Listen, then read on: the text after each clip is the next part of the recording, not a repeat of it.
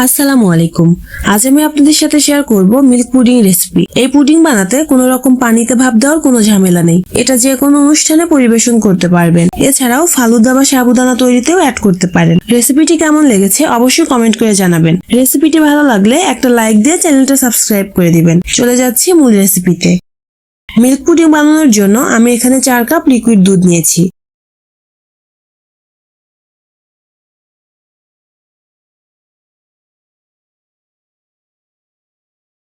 4 cup বা 1 litre দুধের জন্য হাফ কাপ চিনি নিয়েছি। ভ্যানিলা এসেন্স দেব 1 চা চামচ। এখন দুধটা ভালোভাবে জাল করে নেব যতক্ষণ না পর্যন্ত চিনিটা দুধের সাথে ভালোভাবে মিশে যাচ্ছে অথবা বলক না আসছে।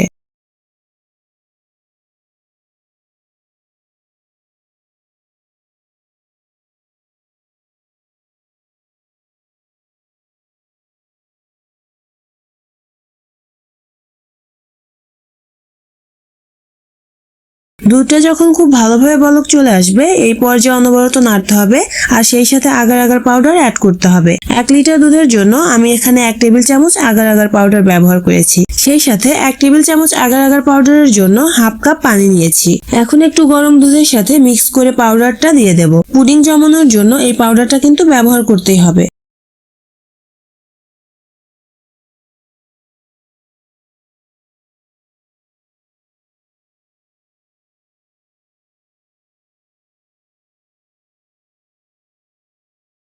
এখন দুধটা অনবরত নাড়তে হবে আর এই আগার আগার পাউডারের মিশ্রণটা দুধের সাথে ভালোভাবে মিশিয়ে নিতে হবে।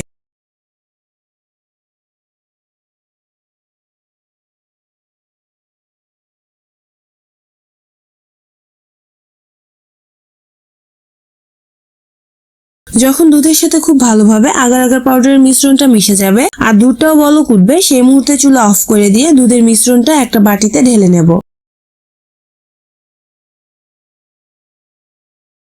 দুধের এই মিশ্রণটা 15 থেকে 20 মিনিটের মধ্যে জমে যাবে। যখন ঠান্ডা হয়ে যাবে সেই মুহূর্তে ফ্রিজের নরমাল চেম্বারে রেখে একটু ঠান্ডা করে নেব। আর এই দুধটা ঢাকনা দিয়ে ঢাকার সময় একটু ফাঁকা রাখতে হবে, না হলে ঢাকনা ঘেমে পুডিংটা নষ্ট করে দিবে।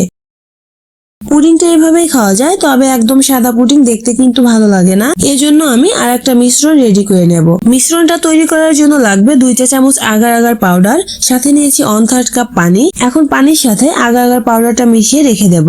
একটা পাত্রে 1 কাপ পানি নিয়েছি, সাথে নিয়েছি 1 কাপ পানির জন্য হাফ কাপ চিনি, আর দিয়েছি 1 চা চামচ লেবুর রস। পুডিংটা দেখতে যেন আরো একটু আকর্ষণীয় লাগে এজন্য দিয়েছি রেড ফুড কালার। এখন এই মিশ্রণটা কিছুক্ষণ জাল করে বলক তুলে নেব।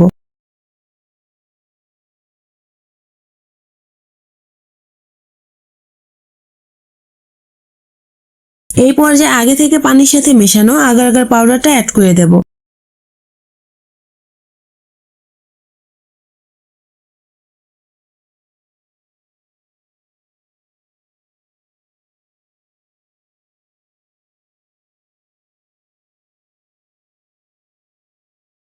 এখন 4 থেকে 5 মিনিট মিডিয়াম টু লো হিটে রেখে জাল করে নামিয়ে নেব।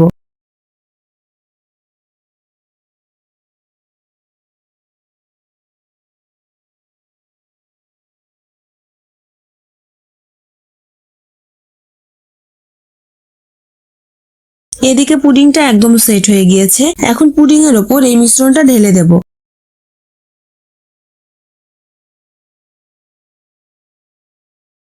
চামচ দিয়ে চারপাশটা ফাঁকা করে দিলেই দেখবেন এই মিশ্রণটা একদম ভালোভাবে চারপাশে মিশে যাবে। আর এই তো রেডি মজাদার মিল্ক পুডিং। এই পুডিংটা দেখতে যেমন সুন্দর হয় খেতেও কিন্তু ভীষণ মজার। রেসিপিটি আপনারা বাসায় একবার ট্রাই করে দেখবেন। রেসিপিটি কেমন লেগেছে অবশ্যই কমেন্ট করে জানাবেন। রেসিপিটি ভালো লাগলে একটা লাইক দিয়ে চ্যানেলটা সাবস্ক্রাইব করে দিবেন। সবাই অনেক ভালো থাকবেন। আল্লাহ হাফেজ।